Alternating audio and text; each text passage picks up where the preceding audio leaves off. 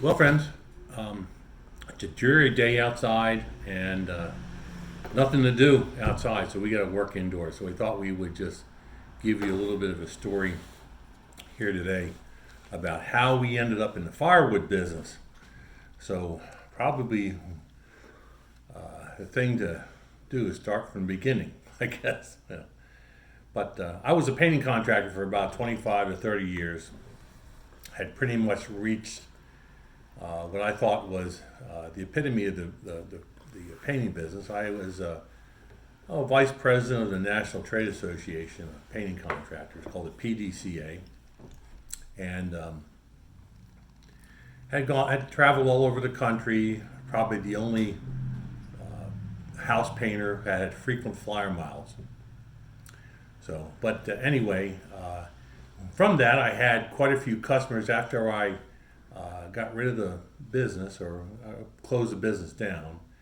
I had wanted to spend some time with my other son, Charlie, who was 4 years older than Danny.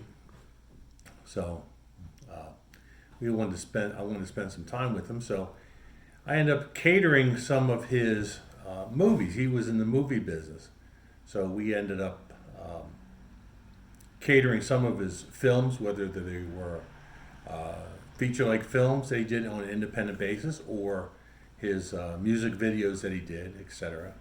And then, you're wondering, what does this have to do with firewood? Well, it all goes around to comes around. So anyway, I was out of the painting business, and I wanted to have some time with Charlie and Emily, my two other kids, and I had built that painting business for my kids to go into with the family. But that was just not the heart and soul of Charlie's heart or Emily's heart. And Charlie wanted to go into the movie business or filmmaking, so which he did. And he's become very successful at doing that, working on major motion pictures and etc. And my daughter Emily wanted to go into ministry, so she ended up going to Bible school and Bible college. But just the same, she is now a very successful mom, and her is the hardest working person I know as a mom to our 4-year-old little granddaughter. So, but anyway, I wanted to spend some time with them, and I kind of regretted not spending more time with them in the past. So this was kind of Danny's time. Spend some time with Danny. So when we closed down the painting business, we ended up having a couple customers call us and ask us about coming out and doing some pressure washing at their house. I said, well, I no longer have employees. I had up to 18 employees at one time, but we had no more employees. I said it would just be myself and possibly Dan. And they said, come on out anyway, and just do it on your own time, and get to I guess make some little extra money. So we said we did. So while I was out there, I had families, a Trump family, who hired me, and they, along with another gentleman by the name of Richard Scher, who was Oprah Winfrey's partner in Baltimore, they both convinced me that I should go back into business and basically go into power washing business because I was good at it with regards to wood restoration, cedar buildings, and different wood restoration projects. So I did. I bought a bigger unit, pressure washing unit, and lo and behold, if that unit by itself didn't get me jobs, so I ended up going full time into the pressure washing business, and Danny came along with me. We tried having employees, that just didn't work. But Danny liked to come out. You were what, vice president of winding operations? Yeah, that's what you were. So he was vice president of winding operation. He wound up all the hoses and that type of thing. So right, right. So lo and behold, I had a couple health issues that transpired over several years, and I figured I had to sell the business and get rid of what was then called Bigfoot Power Wash. So I sold the business, and while we're selling the business, we were in the process of watching different YouTube videos. We watched the Outdoors with the Morgans. We watched Joe with Ohio Wood Burner.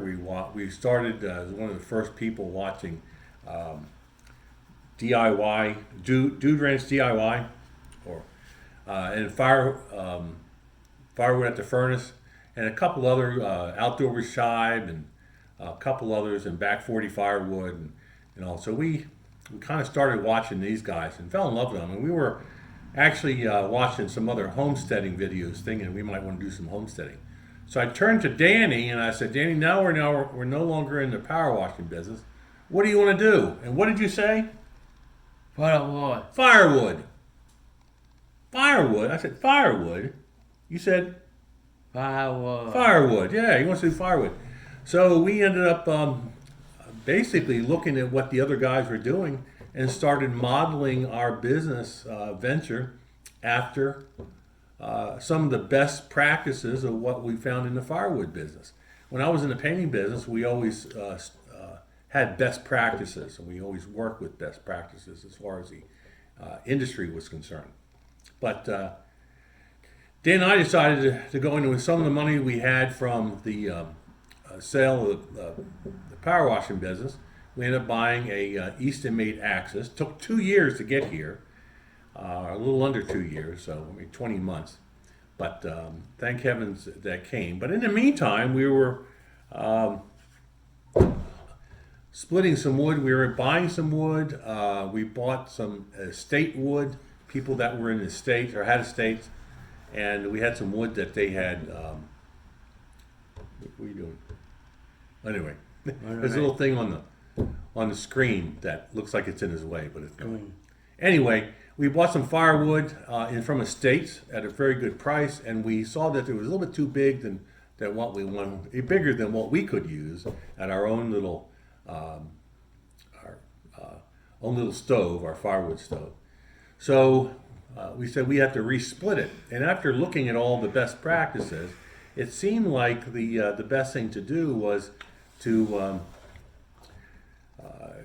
try to make small packages to increase the profitability per cord. Of course, we knew that we had to increase our handling costs, but that kind of went hand in hand with the increasing in prices. But anyway, we were looking at best practices, best business practices, and just decided to go into that. So we modeled our business after, frankly, Joe's Firewood. We saw Joe's Firewood too, by the way, from Michigan. Well, also Ohio Wood Burner. Excuse me, Joe. Ohio Wood Burner. We modeled our business out of that with regards to value-added firewood. And we also belong to an organization called BNI, which is a networking group of some of the top business people in the area. Now we're in York County, Pennsylvania, and this networking group, this BNI network, is one of the largest in the world at the time. We had 80 some odd members, and we met on a weekly basis, and still meet on a weekly basis. However, COVID kind of took it down to a small number, and probably around 53 people, 55, maybe 60 people member of it now. But we were meeting on a weekly basis and giving referrals out to each other. Of course, I was looking for referrals, so I was kind of building my business with a network of people already in place, and we developed some customers rather quickly from that, and people that became very I should say they liked our product. They liked what we had to offer because they liked us. So we ended up, being involved with BNI. Then I had another injury that took place, which was a hernia. And then I had a blood clot that kind of reached my lung, which was a pulmonary embolism. So for 2 years, I could not put together enough wood because I just couldn't work during some time. About 6 to 9 months out of each of the 2 years, I just could not work properly and at the proper time. So this is a year that we started building inventory. We sold out all the inventory we had. We're rebuilding our inventory, and what we do is we specify, or we actually separate all the species of wood so that it kind of makes our wood yard a little trashy looking for the time being while we cut, because we cut a cherry, we throw it over here. We cut an oak, we put it over there. We cut walnut, we put it back here, And then some of the wood that we've gotten has already been split or barely been bucked up, quote unquote. Wasn't exactly 16 inches, so we had to recut it and rethink about that. So because of the additional handling, we decided that we were going to have to look at a better pricing structure, which means we had to put out smaller wood. Now we've sold cords, but the cords around here sell for $200, $250, $270 most.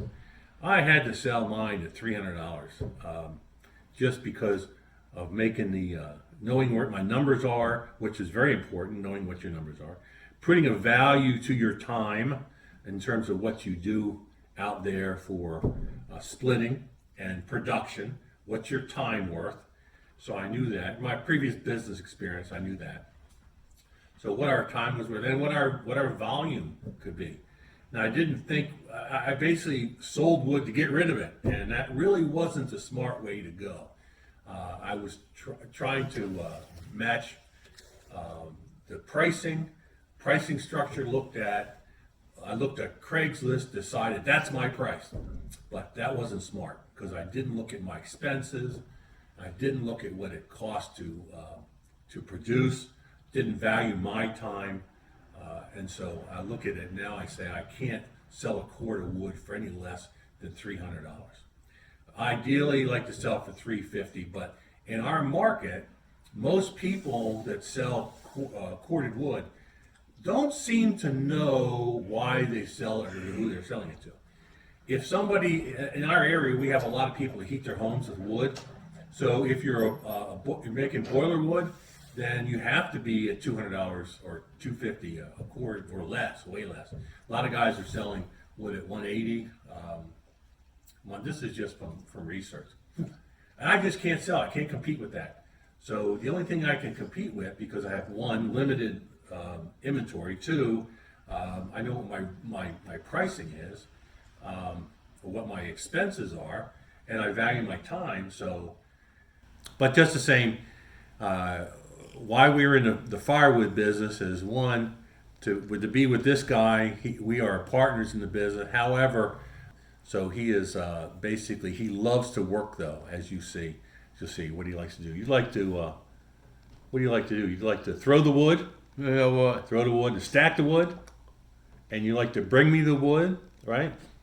And you like to organize it, right? Right. So Danny, what would you like to do? Would you like to power wash or firewood? Firewood.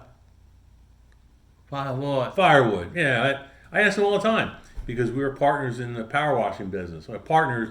When I say partners, I don't mean financial partners. I mean work partners. We work together. And Danny just likes to be out there. Now, the other option with him is to have the state come and take care of him, provide him with a place to go, place to work, etc. However, I just like being with him. He's a lot of fun to be with, and whenever we have together, I never have a customer complaint at all with Danny. So, and everybody likes Danny. So Danny's a member of the Lions Club here in town. And everybody seems to know him. The mayor knows him. The town council knows him.